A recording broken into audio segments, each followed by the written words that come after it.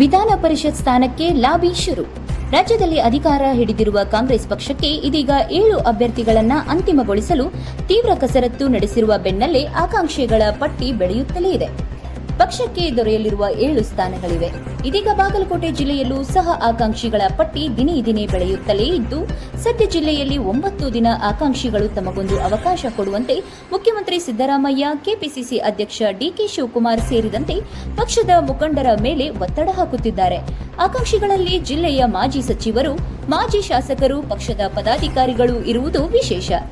ಬಾಗಲಕೋಟೆಯ ನಗರಸಭಾ ಸದಸ್ಯರು, ಜಿಲ್ಲಾ ಪ್ರಧಾನ ಕಾರ್ಯದರ್ಶಿಗಳಾದ ಬಾಗಲಕೋಟೆ ಅಲ್ಪಸಂಖ್ಯಾತರ ಪ್ರಭಾವಿ ನಾಯಕರಾದ ಶ್ರೀ ಹಾಜಿ ಸಬ್ ದಂಡಿನ್ ಅವರಿಗೆ ವಿಧಾನ ಪರಿಷತ್ ಸ್ಥಾನವನ್ನ ನೀಡಬೇಕೆಂದು ಅವರ ಅಭಿಮಾನಿ ಬಳಗ ಒತ್ತಾಯಿಸಿದ್ದಾರೆ.